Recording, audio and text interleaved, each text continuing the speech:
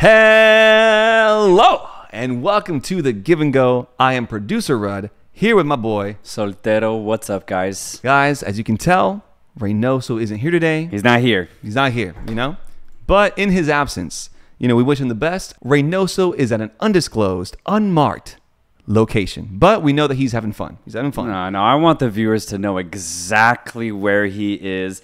If y'all didn't know, Reynoso is a New York Jets fan. That's right.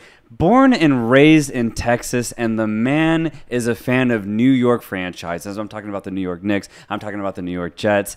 I don't understand it. Maybe he can speak on it when he comes back, but that's where he is. Nonetheless, though, I do hope he's having a great time in that beautiful city of NYC. And yeah, right now it's just me and you, producer Rudd and Soltero. This is going to be a quick and dirty episode for sure, guys. So, don't expect a long episode in this format today. But producer Rudd, man, great to have you on the show. Thank you. It's so great to be here. And like we said, we are wishing Reynoso the best, wishing all those New York teams the best in their endeavors. I don't know about that. But either way, we're here to have some fun. The Give and Go. The Give and Go always delivers. So today, producer Rudd, Soltero, the show is yours, man. The floor is yours. What do you got to tell the folks today here? There's so much that we could talk about, man. There's so much that happened this week. And in the Premier League specifically, Liverpool dropping points against Luton, Aston Villa losing against Nottingham Forest. That one really disappointed me. And then Arsenal losing in controversial style against Newcastle United. And I'm not even going to get into that. I'm not even going to get into any of that. And then in Spain, Atletico Madrid losing to Las Palmas. I kind of blame Reynoso for that one. I think he put a little curse on them. Real Madrid. It's his fault. Real Madrid also dropping points to Rayo Vallecano. Inter Milan continuing their really good streak in Italy. But I actually want to take the focus away from Europe today because I want to talk about the biggest match that happened over this past weekend in all of world football. And I'm talking about the Copa Libertadores final that happened in Rio de Janeiro at the Estadio Maracanã. Bro, take us to Brazil. Take us to Brazil. Oh, we're going to go to Brazil. And we had Fluminense of Brazil play against Boca Juniors of Argentina. Obviously, Brazil and Argentina, two fierce rivals in the footballing contacts. This match was always going to be so big with Fluminense trying to win their first continental title in South America. And then, of course, Boca Juniors trying to, try to get back to the pinnacle of South American football and trying to win for the first time since 2007. So two huge storylines going into this match. And, bro, the first thing I really want to talk about was the energy that was in this stadium. First off, obviously knowing the Maracanã and the history that it has.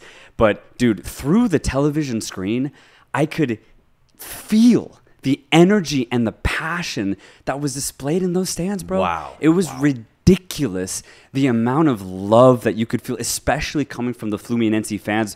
And, dude, even before a ball was kicked, you could tell and you could see that the fans were absolutely present for this match. But the beauty of the Maracanã is that it's so big, the stage is so well set that I think it actually amplifies the weight of the match itself, bro. Because, dude, this game felt so big. Like, I didn't even really care about Fluminense or Boca Juniors, but, dude, I actually got a little nervous before the game. I was like, oh, shit, dude, what is about to happen?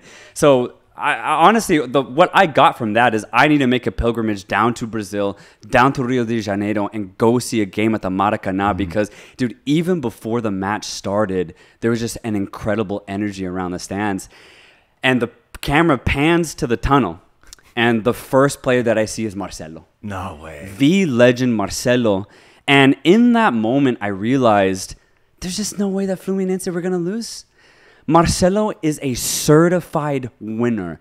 The man has made a career out of collecting trophies ever since he went to Real Madrid, and then from there we know the rest of history.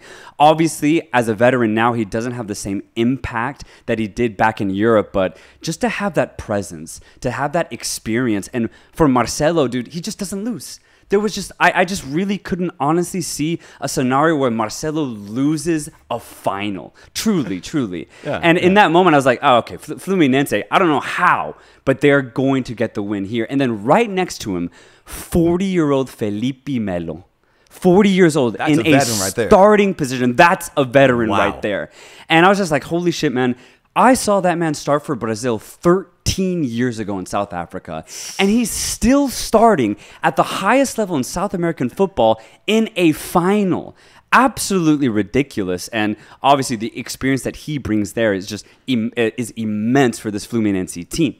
But of course, we can go to the younger players that I was actually really excited to see for Fluminense. I'm talking about the midfielders, Andre, Martinelli, and then up top, of course, the killer, the best South American striker going into this game, Germán Cano. And of course, on the bench, though, I really wanted to see John Kennedy. I was hoping that he could get that start from the get-go. But I understand it. Fernando Diniz, the Fluminense coach, definitely wanted to balance out the team a little bit more, starting John Arias and Keno instead. I do get it, but I just think that Kennedy brings a really rapid pace to the offensive line for Fluminense, and I was a little disappointed to not see him get the start, just because I think he's so crafty, he's so skilled on the ball. I just didn't really see Boca Juniors being able to contain him if he was going to get the start. But he didn't get the start, but he will play a part in this game, and we can get to that later. For Boca Juniors, for me, it was just all about their back line. Frank Fabra on the left, Luis Advíncula, one of the most entertaining right backs on the right, and then in the middle, Figal and Valentini, who I'm actually a big fan of Valentini, and I thought they had a great game against Palmeiras. So I thought that Boca Juniors' success was solely going to be through that defensive line. And to be honest, I just don't see that much quality in the midfield for Boca, even up top with really old Edinson Cavani, Miguel Merentiel. I just really wasn't excited to see Boca play offensively.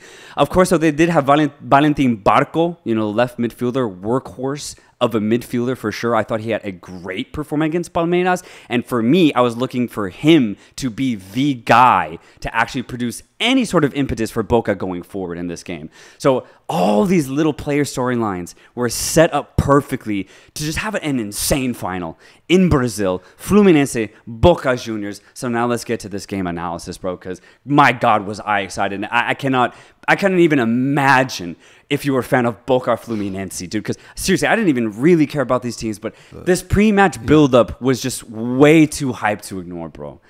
And the first 15 minutes start, and it's all Fluminense. With a ridiculous amount of possession, 82%. Absolutely absurd, but it's kind of what I was expecting, dude. And at this point, I want to take the time to really highlight the three midfielders of Fluminense. Paulo Henrique Ganso, Martinelli, and Andre are a class above Boca Juniors midfield. Wow. They completely dominated it, maintained the ball really well, and then just spread it wide to Keno or Arias, and using Cano as a really good runner in behind Boca Juniors. Fluminense were just dictating the pace of this game completely. And at this point, I was just wondering, when is that goal going to come? But what's really interesting, though, and one thing that Boca did really, really well is they didn't let Fluminense really get into their defensive third. And that's the one thing that I can really credit Boca. Both Valentini and Figal put in a hell of a shift in this match, especially in this first 15 minutes when Fluminense were really trying to go at Boca and get an early goal. Honestly, the backline of Boca Juniors didn't let them. And at this point, I was like, okay, shit, we actually have a really tight game here. For me, Fluminense weren't taking that many risks, but Boca Juniors were also holding very, very strong. And it ended up being a really, really tight match for the next 20 minutes because Boca slowly got back into the game. Not that they created many chances, but they at least had the impetus to get the ball a lot quicker and then hold on to it too. Because that 82% of possession that Fluminense had suddenly went down to like 60%. So Boca definitely got themselves back into this game. And those first 15 minutes, I truly thought that Fluminense might run away with it. But so credit to Boca for actually putting in really good shifts, getting physical, and getting that ball back. Right before the halftime, though. Oh, no. A beautiful little give and go on the right-hand side. And what at this point is a Fernando Diniz special with a Fluminense overload on that right-hand flank. A beautiful little give and go. Keno gets on the end of it, and he delivers a perfect little ball into the inside towards the top of the box to find Germán Cano with a lovely one-time finish. Oh, what more Fluminense go up 1-0. And, dude, at this point, I lost my shit. Yeah. Because the play itself on the right-hand side, perfect, precise passing. And then Cano with a beautiful little run inside the box, peels away from the Boca defender and one-times it. automatic at this point. It was his 13th goal in just 12 matches of the Copa Libertadores. An absolute monster in the box. And what's crazy is that going into this game, I think you always knew that Gana was going to score. He's on a ridiculous 2-year run right now in Brazil. And I want to take this moment to really highlight how insane Gana is doing right now. 90-plus goals in what, like 130 appearances? That's ridiculous. That's an insane rate. And he's one of the few players that you could assuredly say that he's had a better career after the age of 30 than before it. It's ridiculous how good he has gotten past his physical prime because he's just nonstop scoring. Honestly, I can't even really name a player who has the same type of trajectory that Gano is on right now as far as like the career that he's in. And so for Germán Cano to get the opening goal for Fluminense, I truly do think it was destiny. It only made sense. He has been automatic in front of goal for Fluminense. He scored some absolute bangers in the run, in the build up to this final. Dude, and to see Cano actually get the goal and to see him just have all of that emotion. People in the stands were crying when he put that goal in to try and win their very first Copa Libertadores. Germán Cano was the guy to put it in, and he was always going to be. Going into the halftime, it's 1-0. Fluminense looking really, really good. Second half starts, and I was really curious to see how Fernando Diniz was going to approach this because John Kennedy, the guy that I was hoping to see start, was just nowhere to be seen, still on the bench. And come that 60th minute, I was hoping that Diniz would put him in. Nothing. And honestly, I think that was actually a misstep from Diniz because Boca started to really get back into it. They had a lot more of the ball. And it's not to say that Fluminense took their foot off the pedal, but they weren't going forward as much. And I don't like that because when it's 1-0, there's always that chance that they could just get a freak goal and equalize it. And that is exactly what happened because Luis Advíncula took it into his own hands, cuts inside, and puts in an absolute screamer going past Fabio. And it's 1-1. Out of nothing, though. Yeah. Out of absolutely nothing. It wasn't a team play. There was no buildup. Advíncula got the ball, and he said, fuck it. I'm going in. A beautiful goal from outside the box. It's 1-1. In my opinion, Boca didn't score it. Advíncula scored it, bro. Like Boca as a team honestly did nothing to really create this chance. Advíncula said, I'm here for the big moment, and I'm taking this chance. It's 1-1. And then, of course, now we have 15 minutes left. Now we see John Kennedy come onto the pitch. Now we see it. But it's the 80th minute. There's only 10 minutes left in the game. And I'm just like, if he had come on earlier, I truly do think Fluminense would have already been up by 2 or 3 goals. He is too good, and Boca aren't in the greatest of form that they would not have been able to contain him for more than 60 minutes. But he's only given 10 minutes in regulation. And I really do think that's a misstep from Fernando Diniz, the Fluminense head coach. But nonetheless, he gets 10 minutes, and immediately he has an impact. Immediately. That drastic. Wow. He's absolutely electric, bro. For me, one of the more exciting young talents in Brazil right now, John Kennedy. But he only has 10 minutes to operate. Boca survived that 10 minutes, so we go to extra time. What then later ensues in extra time can only be described with pure passion, and pure emotion. A beautiful long ball over the top. Geno with a brilliant knockdown header. And who does it find? O Presidente John Kennedy with a perfect volley. Side net, and everyone loses their goddamn minds. Dude, to be there at that moment would have been insane. Oh, dude, I wish I was there, bro. I really do wish I was there. John Kennedy runs into the stands, gets embraced by hundreds of fans. The security guards are trying to separate everybody, but it gets a little crazy. Yeah. And but I don't blame him. I just don't blame him for that type of a reaction because he came onto the pitch with limited time and he scored what ended up being the game winner. Was that in the first half of extra time? Yeah, first half of extra time. So quickly, like you said, like immediately showed like his game, his role affected the game drastically. Exactly. And that's the thing. That's what I'm saying is that John Kennedy should have started this match, because if you give him even 60 minutes, he was always going to score. His first touch is exceptionally good. And then beyond that, he's so tricky. He's so crafty on the ball. And again, Boca are not in the best of form. They would not have been able to contain him. So in my opinion, even though Fluminense ended up holding on for 2-1 in extra time, they wouldn't have gone to extra time in the first place if they had started John Kennedy from the get-go. Because by that point, when Luis Alvica maybe would have scored, it would have already been a 2 or 3 goal gap. I do think John Kennedy's that good. But what's crazy about this kid, man, is that he really doesn't shy away from big moments. He did this against Internacional in the semifinals, and he does it again. It doesn't matter. I'm really interested to see this guy's career play out. I believe he's 20 or only 21 years old, and he's already stepping up on the biggest stage in South America.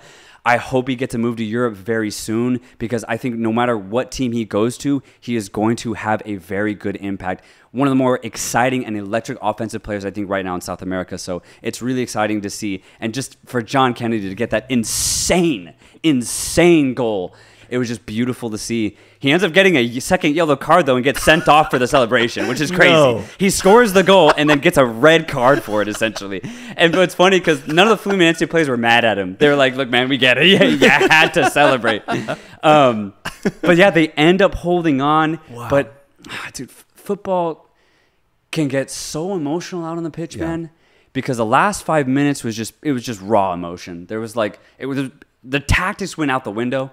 Boca sent all their players forward for the last 10 minutes. Drastic measures. It's drastic measures. Life is on the line.